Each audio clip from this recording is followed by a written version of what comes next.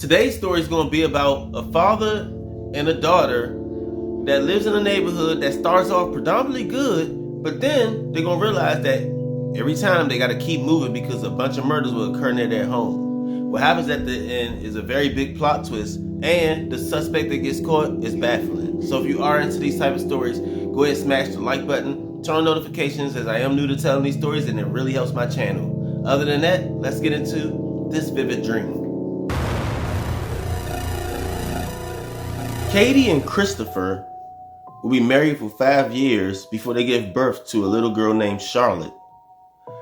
And Charlotte in this story was a happy young lady. She used to always run around, play, and really connected with her parents and stuff. And they moved into this house and finally got their life settled, and everything they expected and wanted and needed was happening. So this life was going perfectly fine. They had a perfect neighborhood.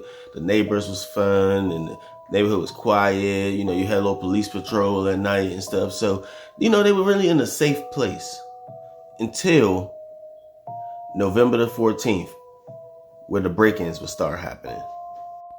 On November the 14th, they would all get settled in for the night and they would go to sleep. And throughout the course of the night, they would hear sirens come down to a house that's like right near their house. And they'll get up, and the husband, he wear his shorts and his tank top, and the wife would get up and they hear noises, and they go down there and they notice that one of the police is at one of the neighbors' houses that's 2 houses down.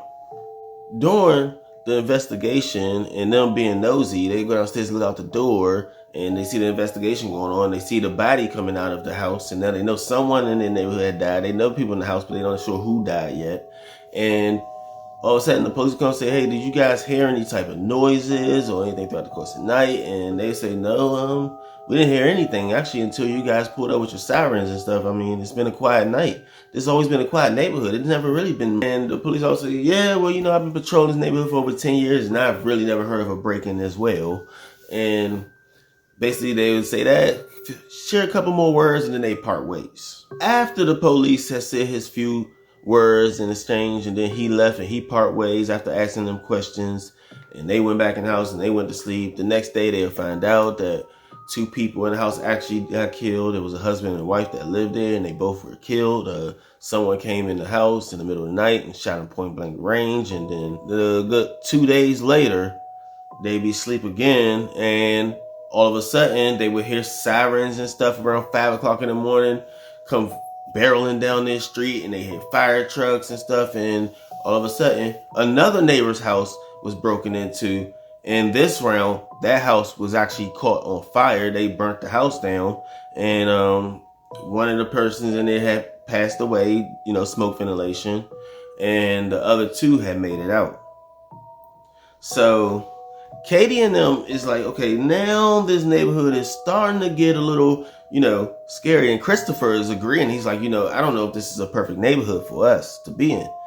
So 2 days later, they go to sleep at night, about 5:30 a.m. They would hear the sirens coming to a house close to them, which is their neighbor's house. And now they like, something weird is going on in this block. And then the police would come, and the crime scene tape would go up. And this round, somebody else was shot point blank range. It was one of the neighbors and very good friend of theirs. And Christopher was like, you know what? This is getting too close to home. So they would pack up, and then they would move to another whole area. Once moving to this area and getting settled in, Katie would go down to the local school and enroll Charlotte in school. And now Charlotte's going to school in this new neighborhood. She's making new friends, and days go past. And, the husband, Christopher's getting back to work. And Katie, she's doing her thing. She's going back to work. And Charlotte, she's doing her thing in school. And everything's running smooth until the following 3 weeks. 3 weeks later, Charlotte will go to school, and she's hearing around her friends, and her friends talking about something. You heard about a house that got robbed, and somebody came in there and shot 2 people point blank range, and all this other, crazy jazz. And she's like, oh my God, that reminds me of my old neighborhood. She got to tell them stories about her old neighborhood to her friends, and friends like, ooh, yeah, you know, that kind of sounds like similar to what happened. Maybe you should say something to police. And she's like, no, my parents just said we should probably stay out of it.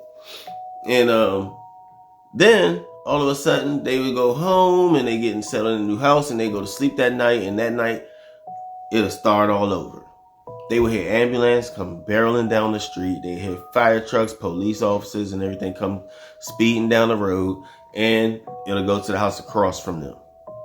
Somebody broke in the house across from them, went upstairs, shot both people in bed, point blank range, but didn't take anything, left all their assets, left all their money and stuff. So now the police is like, okay, that's kind of crazy because this neighborhood never had that type of drama or anything like that. And then a couple days later, you would see another house breaking and the police coming around 5 o'clock in the morning. And it started all over again. So that time it hit like 4 houses. But this one really struck close because the 5th house they hit, in the middle of the night, somebody came in, went up the steps, pointed the gun, point blank range, right at Katie, and fired one single shot right into the middle of her head. Katie died instantly. David will wake up, see his wife dead.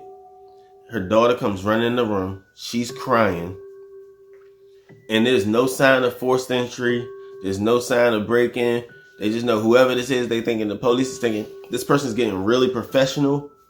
And, you know, we got to find this person fast because now he's hitting another neighborhoods. Meanwhile, they get up dressed for the funeral and stuff, and they get, you know, their wife buried, and, you know, Charlotte is now looking at her mom, and she's just, you know, she's devastated, and they get through the funeral and they get past this. So now it's just Christopher and Charlotte left. Meanwhile, after the funeral service and stuff was over, you know, Charlotte nor did Christopher could withstand being in that house at this point. So they both decided to pack up and go to a local hotel, stay there for a couple of days so they could figure things out, and maybe David can get an apartment and, you know, just something for them too. And, you know, they still moaning over the whole death of the mother thing and somebody coming in their house and shooting point blank range.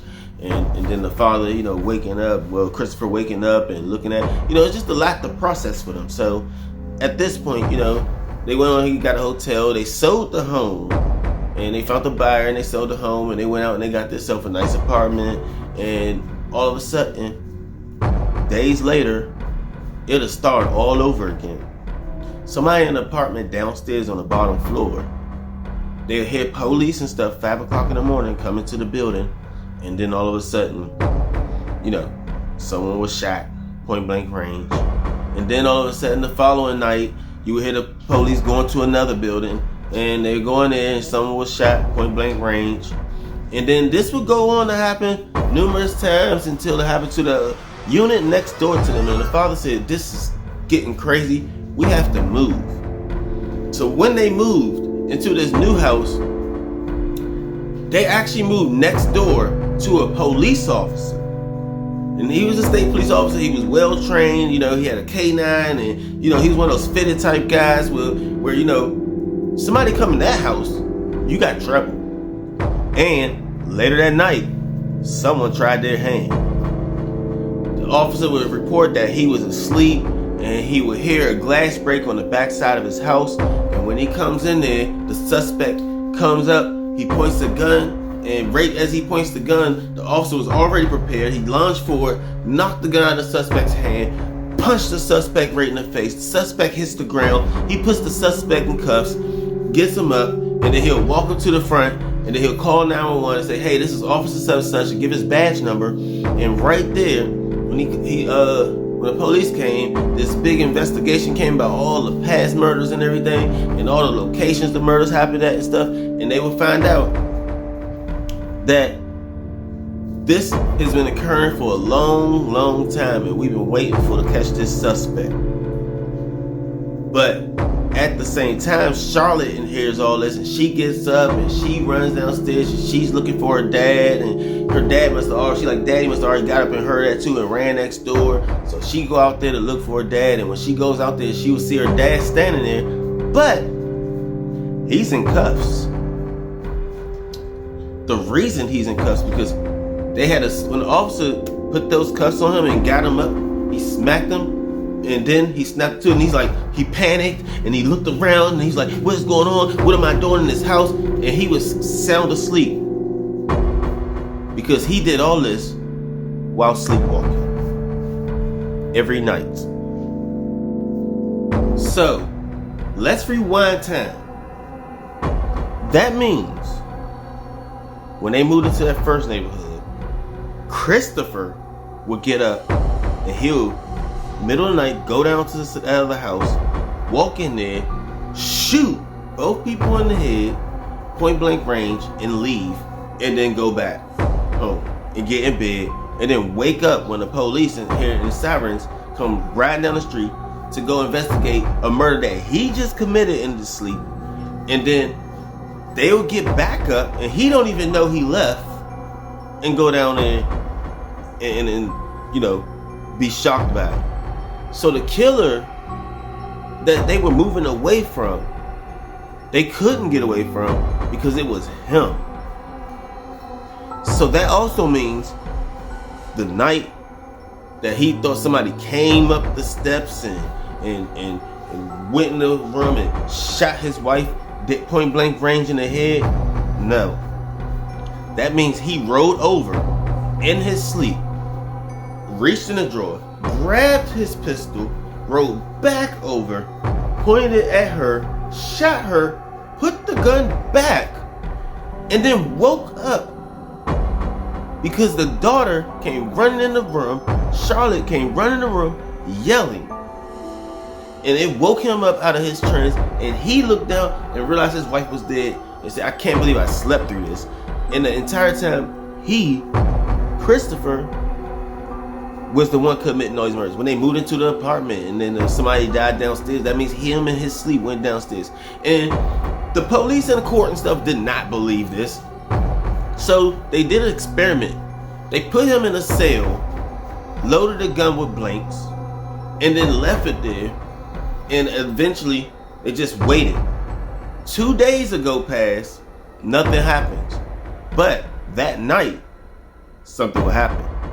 He'd get up in the middle of the night, take the gun, and start firing at the guards. But, of course, it was blanks. They went in there, they shook him and woke him up.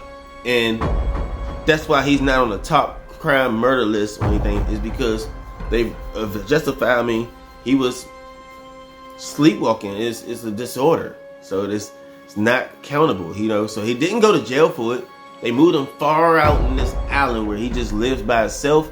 And the only people he gets to see are doctors, lawyers, attorneys, or anything that's important like that goes and pays his bills for him. And his daughter still comes and see him all the time. And his daughter, as he was sleeping at night and stuff, killing people in the past, and not knowing he did it, not intentionally killing people in the past. His daughter, on the other hand, she got older, she graduated college, she got a nursing degree, and then she went on and got her doctor's degree, and she became a very big time doctor. So the past was about murders, and now she's all about saving lives. That's gonna do it, guys. If you got something out of my story, please hit the like button, turn on all notifications so you don't miss any of my 3 to 4 weekly uploads. And if you don't want to watch them singly, every Sunday I post the top 3 for the 3 videos I posted out of the week. I put them all into one so you can binge watch.